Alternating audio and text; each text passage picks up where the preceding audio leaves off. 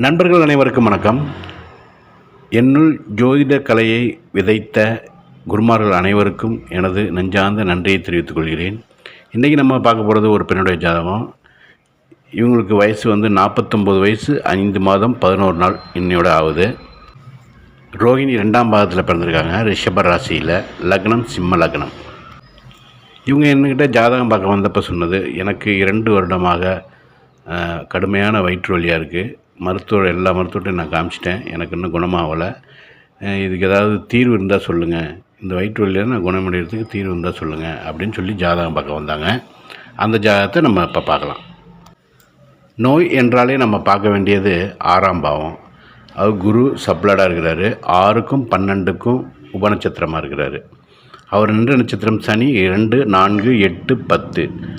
அவன் என்ற உபநட்சத்திரம் ராகு 1, 7, 11. தொடர்புகள் 1, 4, 7, 10. நல்ல தொடர்புகள் தான், அருமையான தொடர்பு. நோய்க்கு கிரகமான சனி பகவான் 8ஆம் பாவத்தை நல்ல வலிமையாக இயக்கிறதுனால நோயானது தீவிரமடைஞ்சிருக்குது. சனினாலே மெதுவான கிரகம், பொறுமையாக நகரக்கூடிய கிரகம். அதனால தான் இவங்களுக்கு 2 வருஷம் இழுத்துருக்குது. இவங்களுக்கு இப்போ நடக்கிற திசை சனி திசையில் சனி புத்தி.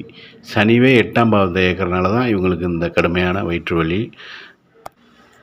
அதுவும் ராகுவும் பாருங்கள், ராகுவும் கெட்டு போய் கிடக்கு. சனியோட நட்சத்திரம் கெட்டு போய் கிடக்கு. அப்போ பெருங்குடல்காரனுக்கான ராகுவும் கெட்டு போயிருக்கிறார். அதனால இந்த வயிற்று வலி இவங்க 2 வருஷமாக அவதிப்பட்டுக்கிட்டு இருக்கிறாங்க. இவங்களோட கேள்வியே, நோய் தீருமா, எப்பொழுது தீரும், இதுதான் இவங்களோட கேள்வி.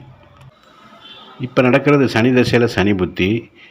சனி புத்தியில் குருவோட சூட்சமாக நடந்துக்கிட்டு இருக்கு. அடுத்தது புதன் சூட்சமத்தில் இவங்களுக்கு குணமாகும். அந்த குணமாகணுன்னாக்கா இவங்க வணங்க வேண்டிய தெய்வம் எருக்க மரத்தை தலைவிருச்சமாக கொண்ட திருக்கானாட்டு முள்ளூர், புராண பெயர் பெற்ற ஸ்தலம் திருக்கானாட்டு முள்ளூரில் பதஞ்சலீஸ்வரர் என்னும் சிவனை தரிசித்து அவங்க பேரில் ஒரு அர்ச்சனையை செய்து வழிபட இவங்களுடைய நோய் குணமாகும். என்ன சார் இது, கோயிலுக்கு போனால் நோய் குணமாகுமா? என்னென்ன லாஜிக்கே இல்லாமல் சொல்கிறீங்க. அந்த கோயிலுக்கு போனால் அந்த இறைவனோட அருட்பார்வை அவங்களுக்கு பெற்று நல்ல மருத்துவரை, அவங்களுக்கு சரியாகக்கூடிய வயிற்று வலி சரியாகக்கூடிய நல்ல மருத்துவரை அவர் நல்லபடியாக காமிச்சு கொடுப்பாரு. அவங்களும் அந்த மருத்துவரை சந்தித்து அவங்க நோயிலேருந்து நல்லபடியாக குணம் பெறலாம். அவங்க நல்லபடியாக நோயிலிருந்து விடுபட்டு நல்லபடியாக வாழ்க வளமுடன் என்று வாழ்த்தி அடுத்த இன்னொரு ஜாதகத்தில் நம்ம பார்க்கலாம். நன்றி, வணக்கம்.